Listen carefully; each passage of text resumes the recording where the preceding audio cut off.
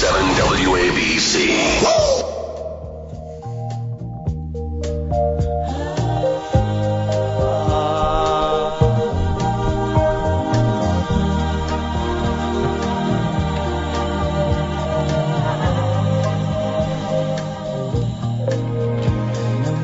Does anything say New York more than How Deep Is Your Love or any Bee Gees song from Saturday Night Fever back in 1977, Bernard? They're Australians, Sid.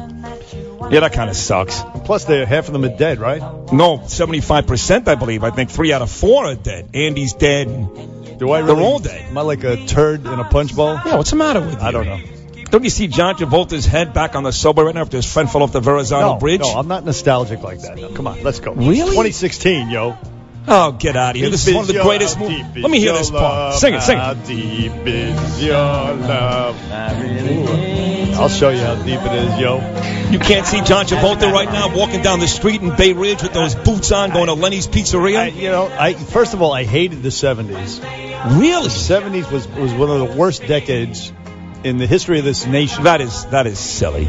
It was just chaos. It was stagflation or whatever the hell they called it back That was then. the late 70s because of Jimmy Carter. The gas shortages. Jimmy Carter. It was a horrendous Mid time. 70s was great. And we didn't know what was going on. There were no hippies. They were in between the hippie age and the Ronald Reagan era. People didn't know. It was awful. Music was great. The military was emasculated. Oh, come on. Music was great. TV was great. great. Disco sucked. Happy Days. We thought it was great, but by the way, it sucks. Okay, but how about Star Wars, Close Encounters, Rocky, Couldn't give Jaws, a rat's ass. Saturday Night Fever, Grease, all this in the 70s. Rocky and Grease, okay. You think it's better now? You think 2016 is better than 1977? All I know is I hated 1977. I hated the 70s. I love the 70s, man. Graduated from high school and all these ugly hairdos that we had back then. We didn't look good. That I agree with. Terrible. Well, John Travolta looked good, though. He always looks good. Now, the 80s. The 80s were that great. was different. Well, listen. Now we're talking. And the 90s. In the 80s, you got, cocaine, which, right. according to Howard Dean, Donald Trump did cocaine the other night. We had blow. We had good music. We did have all that. And good movies, too. And the women started to, Yes. They started to shave. That helps. In the 70s, women were just like, and the guys, too, with the women were worse. The women were worse. Although 1969, you would admit, for New York, was really the country. I mean, you walked on the moon that year, but for New York specifically, with Woodstock, the Jets won, the Mets won, the Knicks won. Yeah, but I mean, my wife was born. We were toddlers, for God's sake. I was 2 years old. Yeah, I had just gone to Studio 54 for the first time. Yeah. I love to nostalgize, man. I hate 69. I remember 69. I hate where the world is right now. I think the movies suck, the music sucks, TV sucks, people suck, politics sucks, sports suck. I mean, when I look back at the 70s and the 80s compared to now, maybe because I'm getting old, my father did the same thing, right? When I was growing up, I would go, I love this guy. He's a great player. He's no Mickey Mantle. He'll never be Stan Musial. And it was like, that. Be quiet. It's so annoying. And I'm doing the same exact thing now. It's too PC now. Look, it's not even that. 70s it's not even that. Forget all that stuff. I don't know. Maybe it's my perspective, living in the Bronx and Yonkers and whatever. It was just, I think, generally speaking, it was a horrible time. Really? Yes. Now we move on to the 80s. As I said, I'm repeating myself. 80s was great. 80s was cool. Yeah. And today's fantastic. No, it's not. Oh my God! Give me what's fantastic about it. It's annoying today. I like it. I used to love to sit down. I got some shekels in my pocket. Well, that's a different story. I got me an MF house. Yeah, you do. And a nice ride, and a family. I used to sit down. That's my family right there, man. I would sit down with my bowl of Cocoa Pebbles and the sports section of the New York Post and watch this show that was a Christian show, some Jesus show on Saturday morning, a Davy and Goliath. And there were no internet, there was no Twitter, there was no Facebook, there was no ESPN.com. And guess what? Like, there were 5 channels, 2, 4, 7, 9, 11. I remember. And it was great. All this is nonsense. Kids don't even know what Bugs Bunny is these days. Oh, God. No way is it better today. Good. I enjoyed All in the Family there, Edith. Right. Yeah. That'll never be back. Never. Well, you dummy up there, huh, Edith? Good. Such a good show. Damn good Carol O'Connor. But they were all good. Jefferson's was good times, and they were just wrong, man. They were wrong. Archie, you're a regular Henry Kissinger. Edith, they got enough problems without being a heeb there, huh? Norman Lear, baby. Norman Lear was Write your great. letters to him. Yeah. No, I mean those were some. There was some gems from the '70s, some good things. Huge things out of the '70s, huge. But we're here now. Comedy, and, right? You know, back in the '70s, I guess people watched presidential debates, but not like this thing. And every single article on the internet, every single show, even entertainment shows. And last night, boy, did the late night guys have a ton of fun with Trump and Clinton. But I'll ask you again: is Howard Dean serious, or was he joking? No, he's serious. As a matter of fact, come on. Listen, I'll tell you what. I have a clip.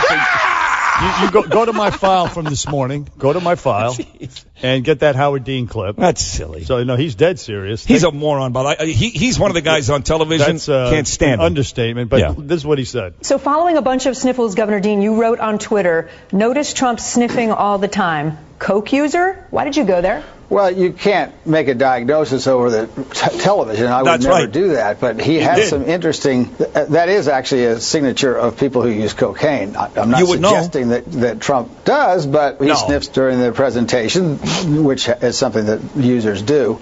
He also has grandiosity, which is something that accompanies that problem.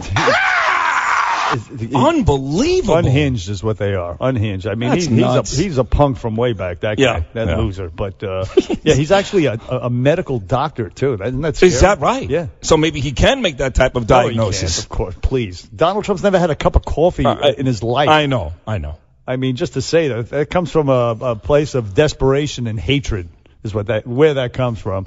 And well, can I throw in sexism and racism?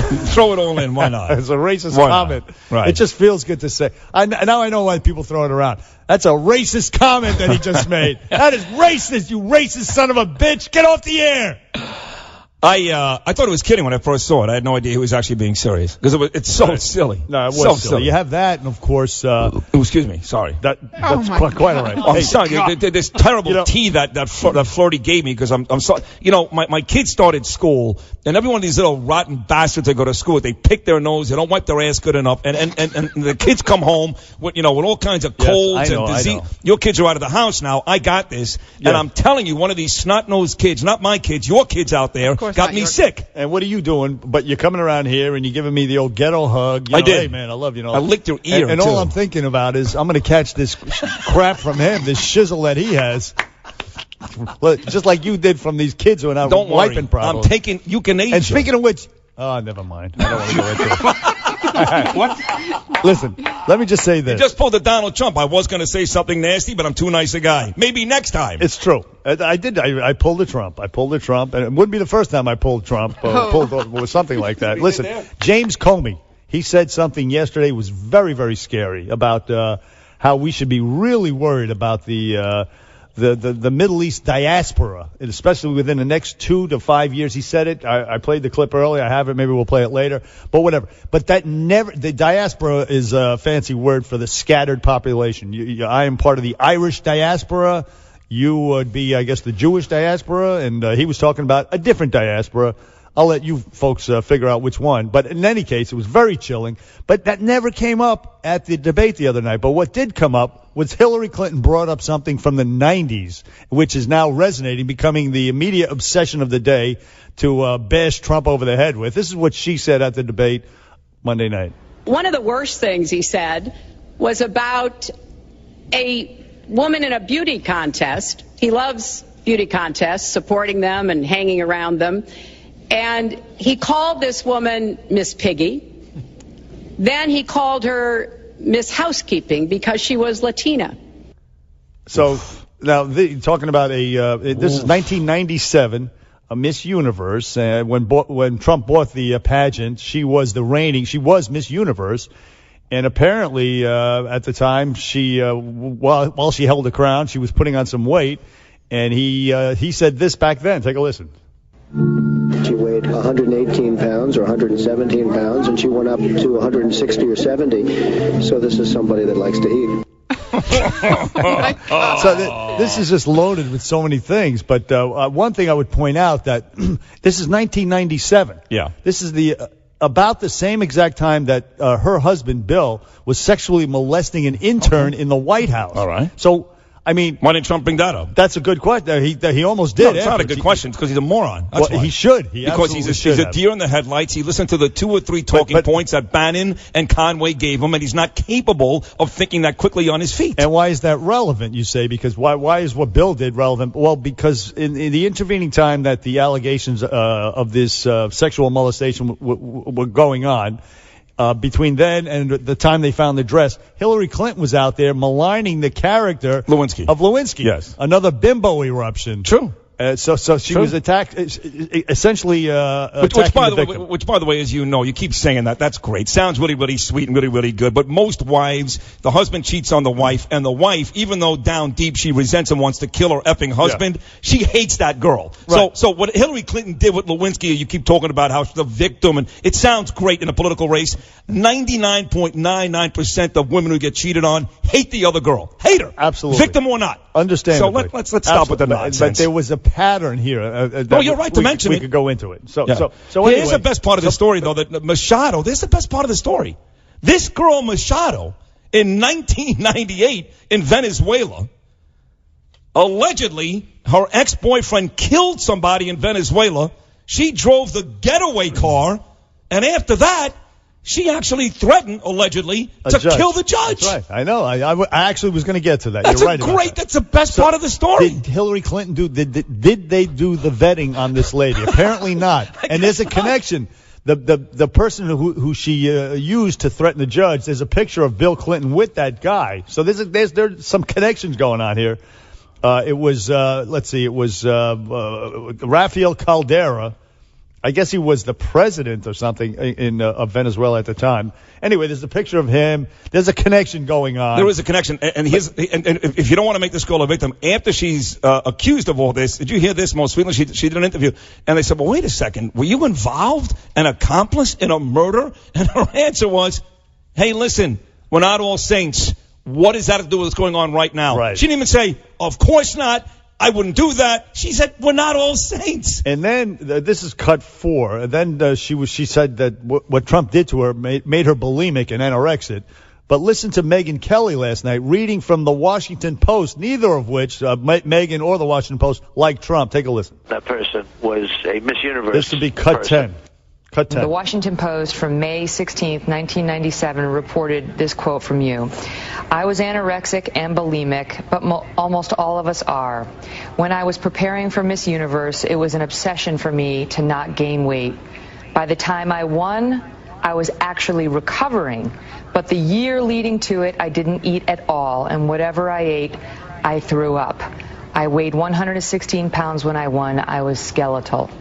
So it sounds like, without diminishing anything that you went through after Trump, it does sound like you had an eating disorder prior to his comments and prior to winning. No? No, I'm sorry, but that was not true. So there you go. Sounds like she was a liar. This girl's no good. So here we are talking about this while the diaspora from the Middle East is threatening to kill thousands and thousands of Americans. We're talking about this.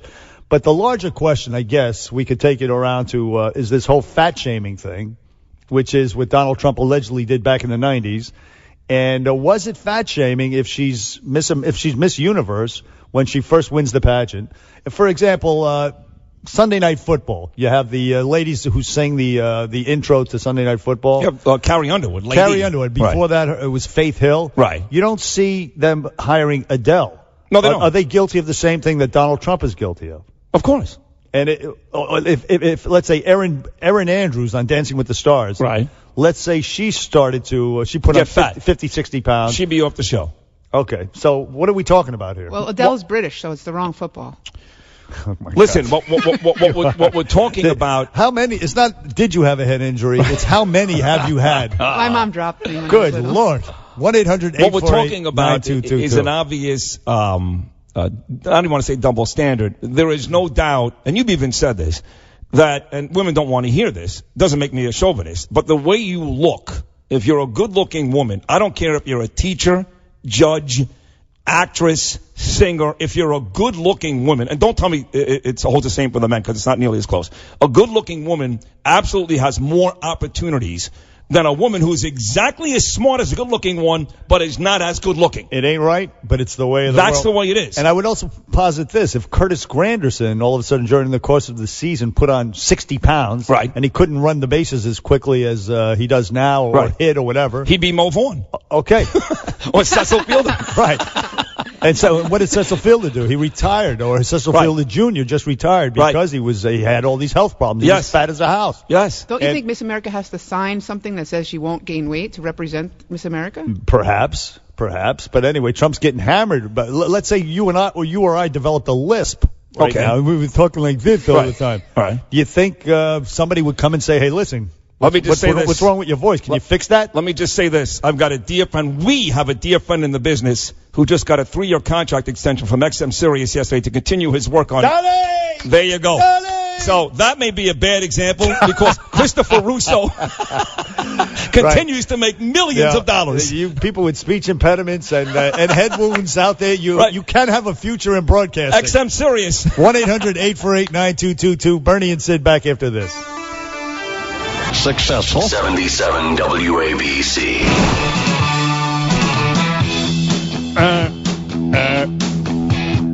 Back on Bernie and Sid on 77 WABC. From the 70s, by the way. It's a good song, actually. Oh, so good things did come from the 70s. So listen, is fat shaming constructive? Is it tough love, fat shaming, a good thing, or just mean, politically incorrect, but just horrible stuff? 1-800-848-9222. Bernie and Sid back after Noam with the news. 77. ABC radio app. Download it now.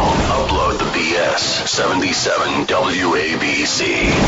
Oh, you gonna take me home tonight? Oh, down beside that red firelight. Oh, you gonna let it all hang out. Fat bottom girl, you make the rockin' world go round. Yeah. Yep, back here on the Bernie and Sid show, getting ready for a big hour number 2. UFC fans, Cowboy, live in studio coming up next hour. And this is, of course, Fat Bottom Girls by Queen. One of the greatest stories ever is Freddie Mercury leaving his cocaine in Brant's limousine. That's right. And calling Brant back an hour later and going, hey, I left something in the back seat. And he goes, yeah, I kind of found it. Is that all right? Yeah. And Freddie goes, yeah, drop it off, come upstairs. And then there was nothing left, however. Sadly, that was it wasn't such a great happy story. ending. No, it was not a happy ending. It is a great story. That's a great story. But we are talking about Fat Bottom Girls, fat shaming. That is the big story today. Hillary Clinton accusing Donald Trump of jumping all over this Venezuelan Miss Universe and talking about her weight and all that nonsense. And as it turns out, she's really not a very nice lady. She may have been involved in a murder. She may have been the accomplice driving a getaway car. She may have threatened a judge who was going to put her boyfriend away forever. She's lied about anorexia. As it turns out, this is like according to the Washington Post, she's a liar. This is kind of like making Michael Brown the face of police brutality, is using this girl, and I'm crushing Hillary here. Excellent analogy. Thank you. And yes, Hillary did make the claim that this woman, she said that Donald Trump called her Miss Piggy. Unsubstantiated. You throw it in with all the rest of the those things that you just laid out, and it's questionable. It's questionable. But Donald Trump did say this yesterday, believe it or not, about Hillary Clinton's weight. Take a listen. She gained a massive amount of weight, and it was a real problem. Will you stop? So now he's compounding the problems. He was talking about Miss Universe there, not but Hillary listen, Clinton. Here's the question. Yeah. Fat shaming. Is it fat shaming or is it tough love? I mean, if you say to somebody close to you, hey, listen here, you're bulking up and it's not good for your health, and plus it doesn't look that great. It depends. What if the person? Like I've often heard girls say, I'm just big bone. Nothing I can do about it. Well, that ain't bone I'm looking at. That's a lot different. All right. Well, what if the girl can't help it? She's got some type of medical condition where she can't help it. Of course. Well, obviously. But then if you call her fat, she's got to live with that. Well, you don't call her fat. What do you say? You don't say anything. You shut up. You just walk by and laugh? But look. The medical condition is called overeating. Yeah. Well, but in that case, though, I mean, is it, say in a professional capacity, look at Channel 7 News. Okay. Look at who they have. Sade, Liz Cho and Sade Benarinwadi. They're both gorgeous. The Channel 7, are they the management there sexist? No, they're smart. Are they want fat ratings. shaming? No, they're smart. By virtue of omitting big boned girls. No, they're smart. Are they? They're smart? Yeah, because people want to look at pretty women delivering the news.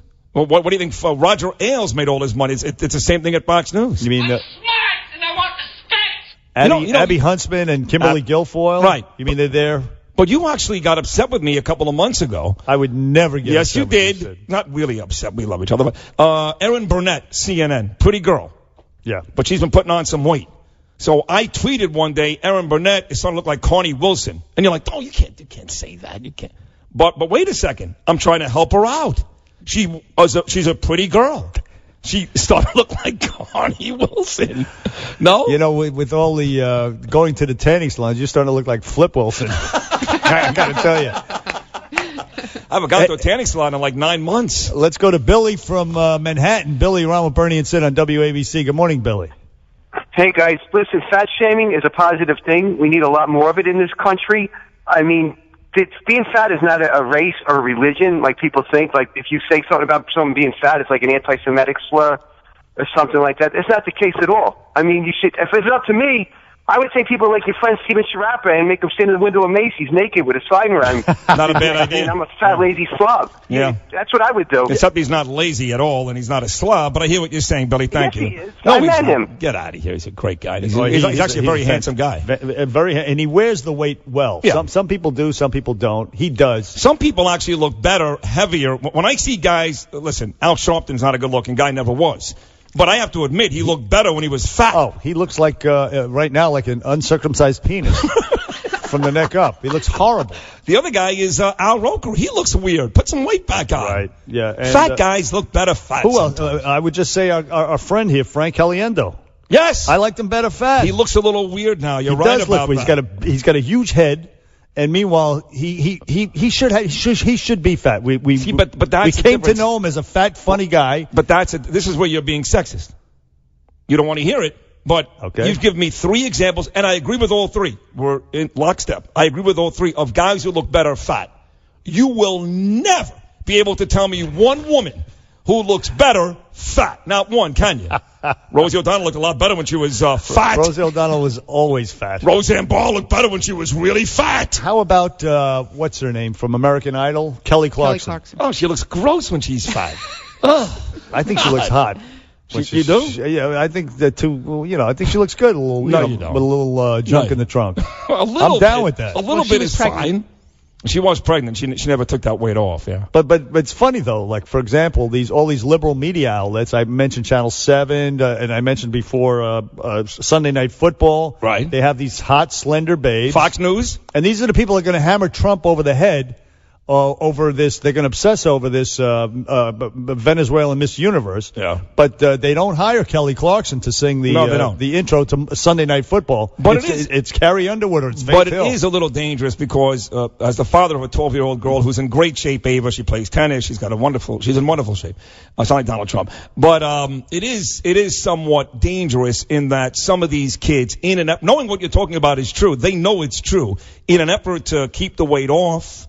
They do things, whether it is anorexia, whether it is they throw up, they don't eat, and they do things that take diet pills. They're still very popular today. So these young girls today do things that are very unhealthy because they need to keep up with what we're talking about. So while it does exist, doesn't mean it's great. No, you could definitely go overboard, but it does help. Sadly, the reality is in this world that is for a young girl, for a woman, looks can be leveraged. Yeah, that's a fact. Dave from South Plainfield, New Jersey. Dave, you are on with Bernie and Sid on WABC. Good morning. Good morning. Unless it's our family, our immediate family, keep our mouth shut. Don't tell people they're fat unless they ask you, please tell me. I'm going to a high school reunion. I want to wear this dress. What's your opinion? Then you can say you're a little overweight. Yeah. Otherwise, to just volunteer it without their requesting is mean. Howard Stern used to talk about how honest he was. the dude would offer his opinions on everybody else that never asked his opinion. Stern was honest, but he was also very, very mean. What about the media, in your opinion, and their hiring of all these hot babes, as I mentioned earlier, Erin Burnett on Dancing with the Stars? Erin Andrews, right. Erin Andrews, right. Excuse me. Well, I think, the term model is that the ultimate look is within a certain parameter of measurements. Yes, that's fine. That's fine by me. If a magazine wants to keep only certain shaped girls and certain weighted girls in the magazine, that's fine because they want to project a certain look. I don't think that's prejudicial. That's just what they want to offer. These are models. Models are gorgeous. I prefer a model, but I'm not going to insult someone who's heavy because I think it's really just simply mean and inappropriate. I think too skinny is ugly. Thank you, Dave. Yeah, I think it's constructive to. What do you do if your wife asks you, "Do I look fat, honey?" You tell her the truth? You never say yet. Never.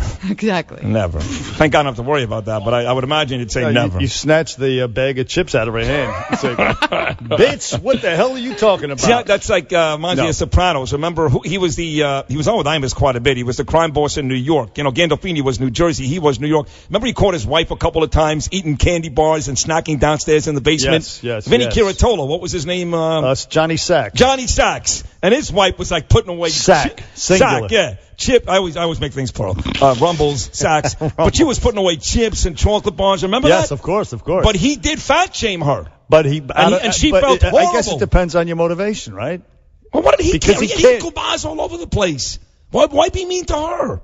Well, he cared about her. It was his wife. Maybe he wanted to, wanted to get busy with her and not the gomas. Okay. I don't know. But listen, Rosie O'Donnell, speaking of... hefty chicks. She's an angry hefty chick. She responded to Donald Trump. Actually, Hillary Clinton brought it up again about him calling her a pig in a slop back in the day. And she called him an orange anus. She's great. Keep it classy, lady. And she posted the View clip, the View segment that initiated all of this when Trump was defending. He was going to keep on a beauty pageant contestant because she had gotten into trouble with drugs or something like that or whatever. He's going to give her a second chance, and Rosie viciously attacked Trump, and then it was through that he because of that he called her a pig in a slop. Right. So anyway, but she just responded on Twitter, an orange anus. Oh, I love it. 1-800-848-9222. Did she put a picture up? That is really disgusting imagery. Would Lena Dunham be hot if she lost 40 pounds? No, her face is ugly. Okay. There are women and men who have good-looking faces. They're just fat. She got no hope. How about Amy Schumer? She's pretty. She could be okay, she's actually attractive. But she's so sloppy. Adele's beautiful. Oh, who could tell? Hey, how about Amy Schumer actually after Lena Dunham did that thing about Odell Beckham Jr.? Yeah. She was the black man was sitting there, watching his phone, reading his phone, and she's like, "How come he's not talking to me? How come he's not talking to me?" And she got a lot of heat for that. Anyway, Amy Schumer. Well, he's with I think he's banging Khloe Kardashian now. Well, whatever it is. Odom is back in the brothel, and OBJ is with Khloe Kardashian. We got to talk. He has to talk to Lena Dunham for God's sake. Of course not. Anyway, I'll get to this later. We don't have much time. 1-800-848-9222. The Cowboy, Donald Cerrone, coming up from the UFC next hour. Bernie and Sid back after this. 77 WAB. I'm a cowboy on a steel horse I know, it's so gay, right? Anyway, back hour number 2 of the Bernie and Sid show. I'm a cowboy makes sense for our next guest. He's like rolling his eyes like, oh my God. And we, of course, big never heard that here. before. Yeah, right.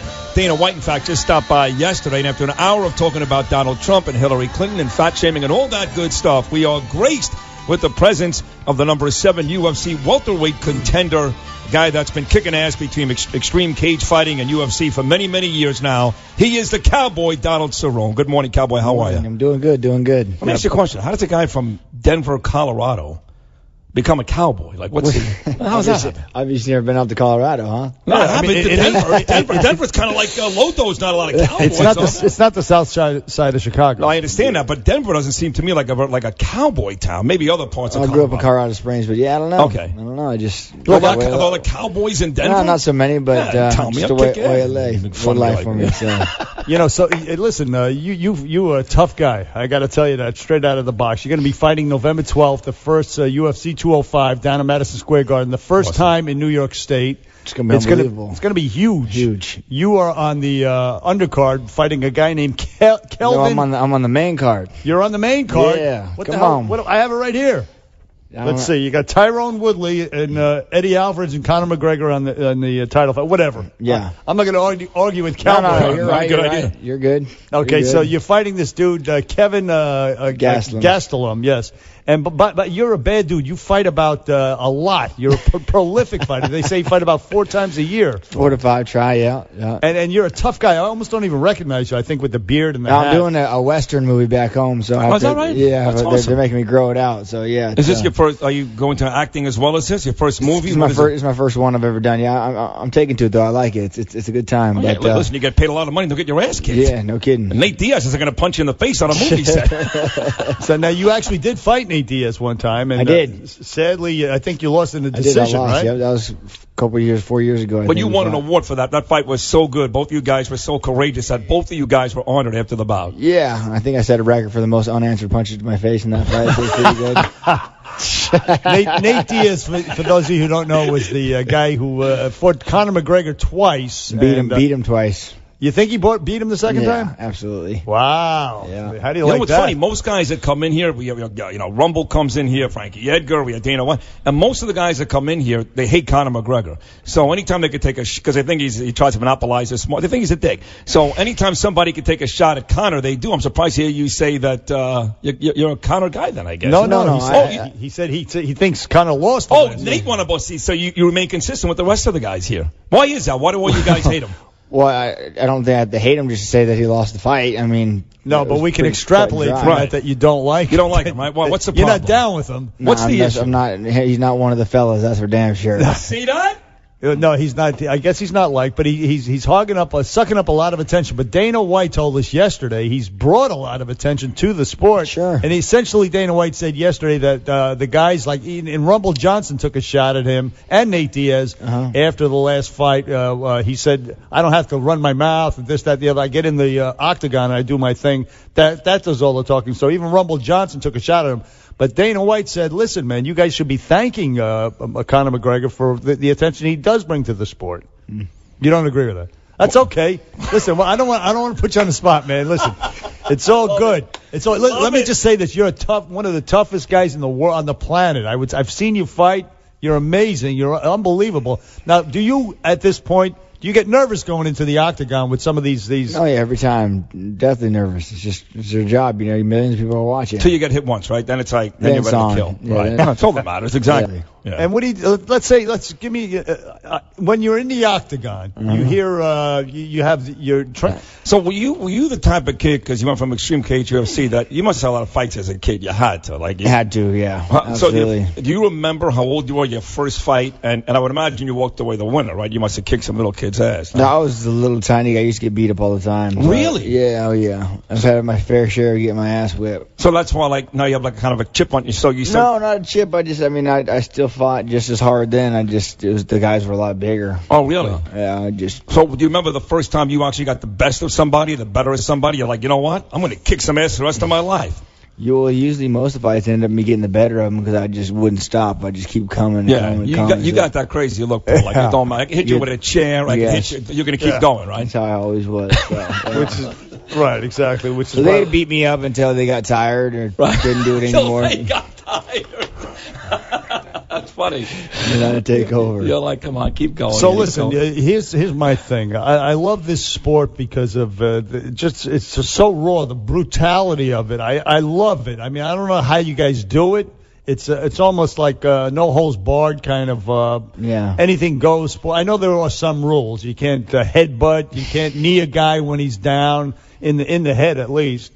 But compared to boxing is like table tennis to me next to the UFC MMA fighting.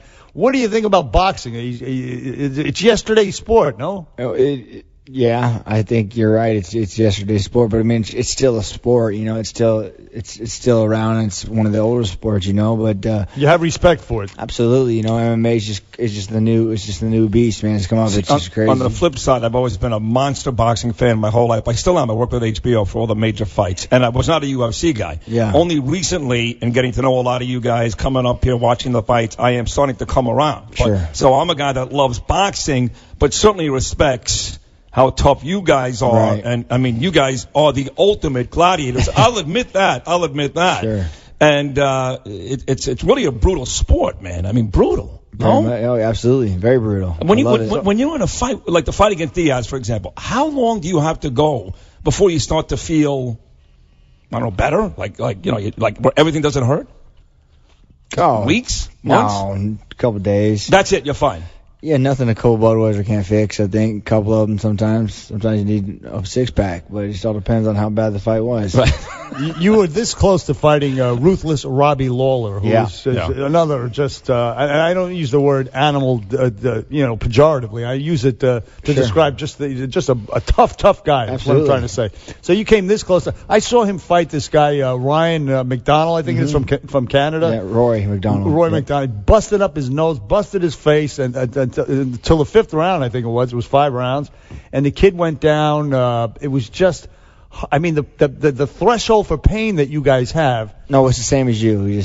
I don't endure pain better. Right, it still hurts. Still hurts. Right, exactly. Still hurts. Yeah, You just don't cry. I still stub my toe and it hurts. Yeah. I just don't know. Do you have sex? All the time, as much as I can. See, it's funny you say that. I talked to Ricky Williams, the former running back for the Dolphins, right? And I go, Ricky, they always tell boxers don't have sex right before the fight because of your legs. I go, you're a running back. He goes, Sid, if I have sex before the fight, before the game, I get 100 yards. If I'm lucky to have sex twice before the game, I'm getting 200 yards.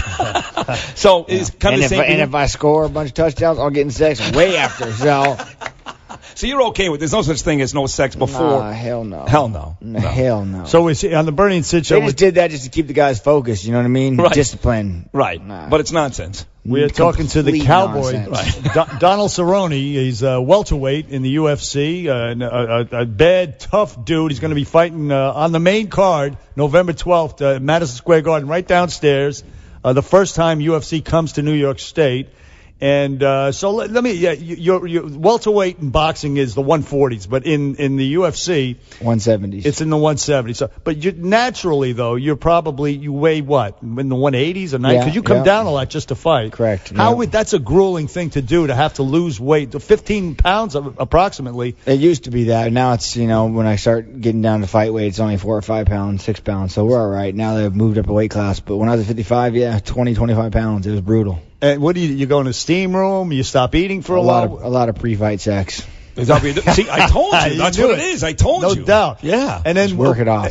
So they do. But you're married, so you don't know much about that anymore. Oh, no. Let me tell you something. It's funny you say that. I'm married 24 years. But let me just say this without getting specific because I respect my wife. Yeah, sure. I'm one of the lucky ones. So once a month kind of guy now. No.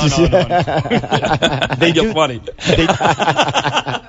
You guys do the weigh-in about 24 hours before the fight. Correct. And then you just load up. You start eating again. You gain that weight. You essentially are in the octagon about 10 pounds over the weight class, what you weighed in the day before. Some guys are even way heavier than that, but yeah, absolutely. It's crazy. What do you do? What is your workout? You're in really good shape. I don't know what your body fat is, but you're in really good shape. What's your daily workout like? What do you do before about? You lift a lot of weights, do you? Just because I'm up a weight class now, we've been lifting a lot heavier weight. But, a lot of cardio and game plan specific training. So you have to run like 2-3 miles every day? No, I don't run 0 miles. I've never run for anything in my life, so I don't start now. Oh, you got to start now? Yeah, exactly. Let me tell you something. That's a bitch. If you've never run before, you got to start running 2-3 miles. You don't run? No, really? No. Wow. No. And still in incredible shape. Now, listen, I'm going to ask you maybe an uncomfortable question. You've won 11 of your last 12 fights, I think, right? Sure. That's true. Now, the criticism from Dana White is that was that you're inconsistent, he said. To which Cerrone responds? I don't know how more consistent I can be. 11 out of 12? It sounds pretty consistent. I mean, right. 11 out of 12. I'm 18-4 in the UFC. So this next fight will be my 33rd Zuffa fight. I don't know. So he doesn't like you. There's an issue there. There's something going on. I don't know what it is. I think he just Are you cool with him? Yeah, real cool. Yeah. Because I'd be pissed if I were you. I'm not consistent. The 111 out of 12. Blow me. You kidding me? I'm serious. Come on. I know you pay. You see, you're being nice because you know he listens. I don't care. Plus, no, I mean, he signs the checks, too. He signs the checks. I mean, it is what it is.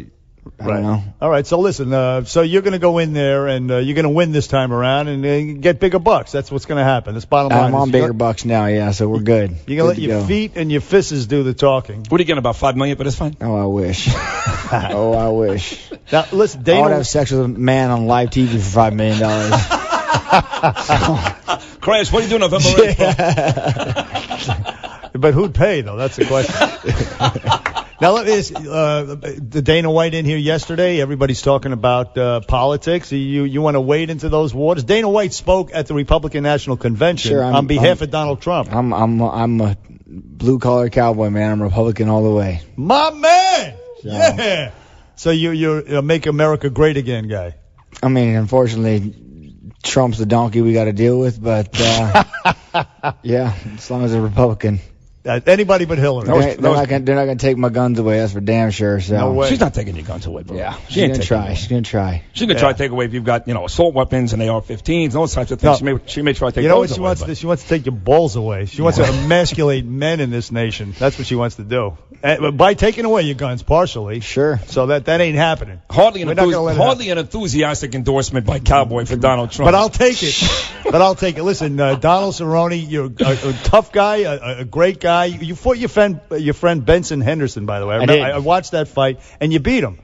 Were you still friends afterward? Or? Oh, yeah, we're still friends now. Yeah. What do you mean? You and I had a fight. You kicked my ass. We're still friends. That's true. We're better friends today than 13 years ago. We fought in the ring on TV. A charity boxing match, and he kicked my ass. It was a sanctioned amateur bout, and I did kick his ass, and we did remain friends. So, but still, this was a lot more brutal. I mean, sure. No, we're still buddies. Yeah, it's just a sport. It's what it is. That's all it is. You a big Broncos fan? You like big Broncos fan? So you go to game like they won the Super Bowl? Really? Yep, absolutely. Are you like all Denver sports? Or just... I was at the Denver Broncos Super Bowl.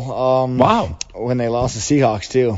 In New York, that was here. It was here. I was at that game too. I was staying on the Bud Light cruise ship out there in the harbor. So if you walk out there, does Peyton Manning and John Elway, those guys know who you are? Sure, I work out with Peyton all the time in New York, or in Denver, Colorado. You're the man, bro. I think I want to be you. See, we were talking about women earlier, but how about the women in the sport? Sure, the UFC I love sport. Them. Yeah, all the respect for them. They have some heart. And on the card, you have these Polish girls fighting. I don't see it here listed, but I just saw. Maybe it was just recently added. That young Polish girl, she was on The Ultimate Fighter. She was the captain. She fought the Brazilian girl to the end of 5 rounds, I believe it was, and beat her. Joanna, that's right. Yeah, I mean, but that was better than any male boxing match I've seen in the last 15 years. Women throw down. Yes, they do. But what happens, like in wrestling, for example, you had, she's gone now, Elizabeth, I think it was, but like she ended up with like Triple H or something. A lot of the male wrestlers would bang the female wrestlers. Is that something like you and Holly Holm that ever happened or anything like that? Or no? I mean, you're just a product of your environment, man. You just it tends to happen. It does happen all the time. So really? So would you say you hit Ronda Rousey, for example? She's out of my weight class, but. Wow. I totally agree. Hey, let me ask you this. I'm so with the Cowboy on this one, bro. I'm so with you. You know what? I have a good question. CM Punk, these wrestlers trying to get in on the UFC game. You came from kickboxing. Right. But these wrestlers, I mean, CM Punk, I think, was humiliated, essentially. I mean, give him credit for getting in there. You got to give him credit, Absolutely. Man. Absolutely. But still, for them to try to come in and steal some of your thunder, do you have any resentment towards these guys? Or? No, man. He brought a whole new demographic and crowd in. All those guys that followed him for years now are watching us fight. So right. Yeah, there's a lot of people hating on him, but buddy, I suck. To learn this and try and learn something that a sport I've been doing for 15 years to try and learn in 2 years. Tough. Against guys that have been doing it just as long, you know. So sure. And this is not fake. This is real. Yeah, exactly. Yeah, like I couldn't just go play football for the Denver Broncos tomorrow. Like, as much as I want to, if they put me out there, I'm probably going to get hosed. So, but damn, I'll try. But I watched the series leading up to the fight, and you could see see that he didn't have what it takes. I thought anyway. Yeah, it takes years, man. 10,000 hours. But all credit to him. But listen, Donald Cerrone. Though, Donald, but if you were not a great UFC fighter, which you are, great, right. It's going to get better. We're really excited for you. We're going to root for you in New York here next month. We're going to root hard for you. Appreciate it. If you were not a UFC fighter and you weren't the Cowboy, what would Donald Cerrone be doing today? Laying hardwood floors. Really? In Colorado. Is that what you did before you? That's it. I was the best lay in town, baby. There you go. Just a blue collar guy, just getting laid. We do have to go. Donald Cerrone on November 12th, Madison Square Garden. He's fighting Kelvin Gastelum, and he's gonna beat some Heine that night. Guys, anyway, may Connor live forever for you guys, man. I didn't come here to take part. I came here to take over. Back on Bernie and Sid after this. 77 WABC. Traffic. 77 WABC. Back on Bernie and Sid. That was great with Cerrone. It was fun. That was fun. Nice picture up at Bernie and Sid on our Twitter account, on our Facebook page, too, of me, Bernard, and Cowboy Cerrone, as everybody's getting really pumped up for UFC 205 right downstairs at Madison Square Garden coming up in November. And, you know, we've already had Dana White stop by to say hello yesterday, Cowboy today. I know Rumble's going to come back, and we are quickly becoming your UFC headquarters here on the Bernie and Sid Show. Next is Conor McGregor. He ain't coming in. He'll be in here. You think so? Yeah, he's going to slap you around, too, for bad-mouthing him. Yeah, you don't scare me. And the sport. None of these guys scare me. I got to be honest with you. None of them scare me. Well, because you're not getting in the ring with them. I mean, of course. What do you think they're going to do? I mean, they're not idiots. They're not going to assault you just willy-nilly. Well, but a boxer, your fist is a weapon. You go to jail. Is that the case with these guys, too? Are they actually... Is that like a lethal weapon, your fist? If anybody punches you in the face, it's a crime. Right. So if one of these guys punch you in the face, it's a homicide. Punch in the face is improvement. Hey, listen, they're really, the media really obsessing over Donald Trump and this Miss Universe and his quote-unquote fat shaming. He did a horrible thing. And it's funny, on CNN, you have the hot blonde anchor that they hired, feigning outrage over, Donald Trump's fat shaming. Talk to your boss, lady. 1-800-848-9222. We have that and some. Let me just say this before you get O'Donnell's to back in O'Donnell and Noam. That for all of my criticisms of Donald Trump, I often on this show defend him and crush Hillary, as I did today, making this girl from Venezuela the face for her cause. This girl's no good. This is ridiculous. I mean, there were things to go to Donald Trump about. This is not one. And of course, again, needs to be pointed out, this occurred at the same time that Bill Clinton was sexually molesting an intern in the White House. 1-800-848-9222. Bernie and Sid back after Noam with the news. WABC, where New York comes to talk. 77 WABC. This is Frank Caliendo pretending to be Morgan Freeman, and you're listening to Bernie and Sid.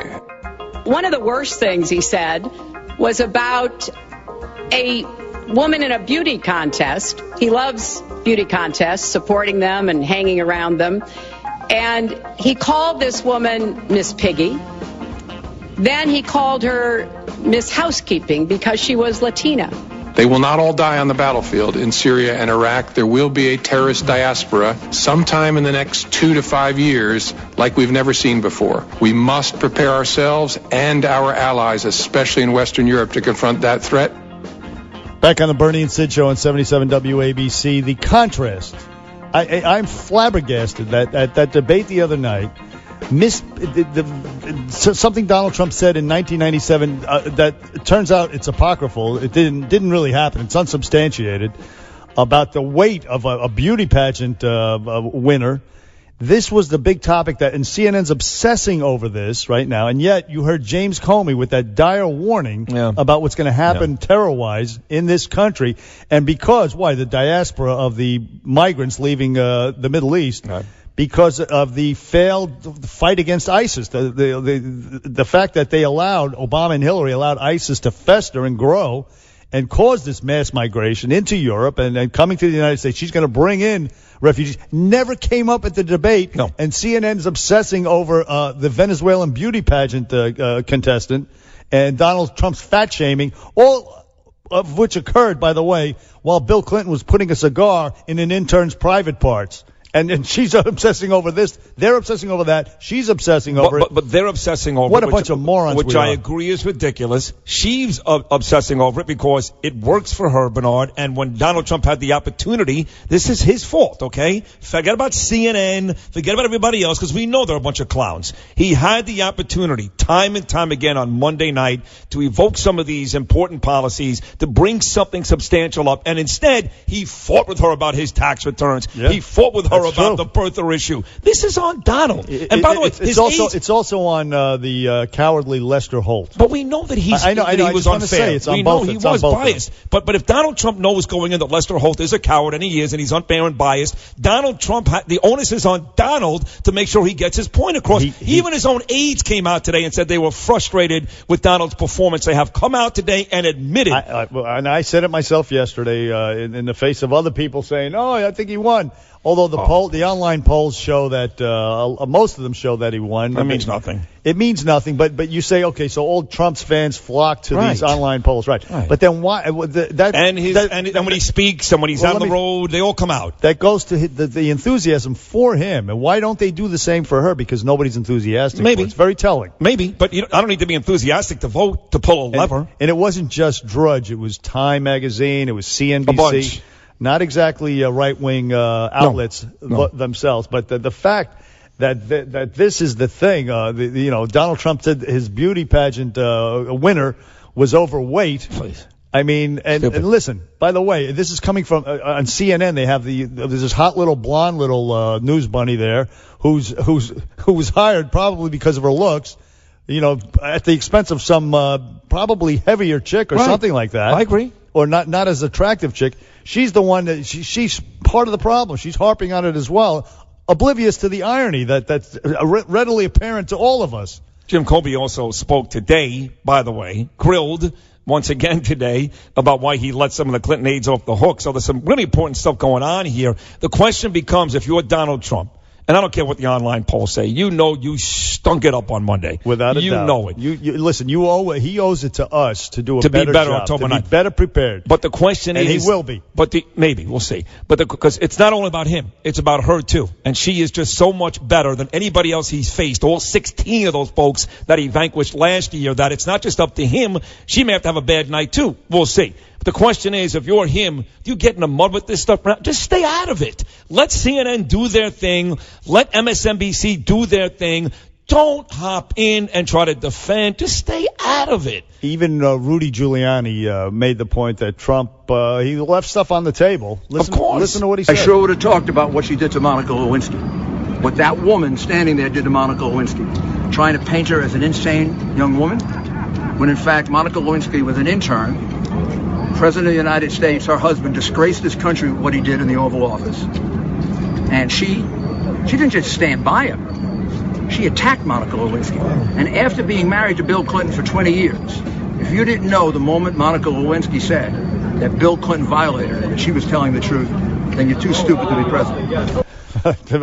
The very least, Trump should have went there. He should have gone there. And he will. I'm a little tired of what Rudy just said and what people say. And we talked about this earlier in today's program, and you agreed when a husband cheats on the wife is really pissed off at the husband, but almost every single time the wife is also pissed off at the other woman. I don't think Hillary's response was all that. In fact, I know it's not different than 99.99% of women whose husbands cheat on them. You're 100% right about that, except in this case, a lot of people believe, and I happen to be one of them, that it's more of an arrangement that they have. In other words, this happened at least a dozen times, and it wasn't just an affair. It was sexual assault, and she was complicit in trying to demonize them as remember bimbo eruptions, nuts and sluts, and you had they're dragging a dollar bill through a trailer park, and you're going to find these idiots that are going to make these accusations. She was part of that. Demonizing these victims. There's no way that even though she thought her own husband was a scumbag, but she knew she needed him to win the presidency, that even in the middle of the night, she decided that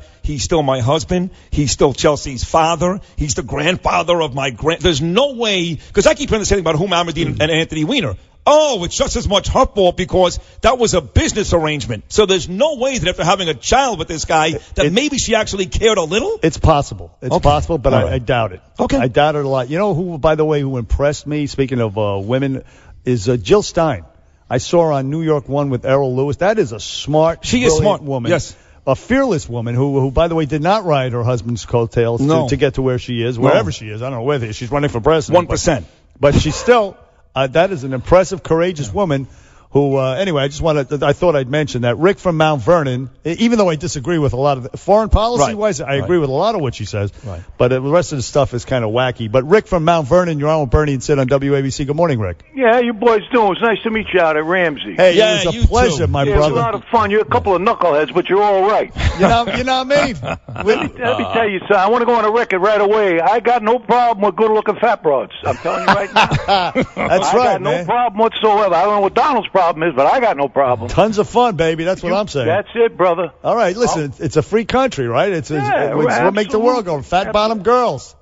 All right, Rick. He owns the contest, so he can do what he wants with the contest. Absolutely. Hey, listen, that's in fact, I would imagine they're contractually obligated to sort of stay in shape. I think they are. I think they do have to, in fact, sign something that says that they will stay in shape, or they may run the risk of getting kicked out. I think. Plus, it turns out, as we pointed out earlier, this girl was part of maybe a murder. She was a horrible, threatening a judge in Venezuela, and then she lied about anorexia. That's bad enough. But after allegedly driving the getaway car for her ex-boyfriend who killed somebody and threatening the judge when they came to her and said, "You're involved in all this," she said, here's the quote, you ready?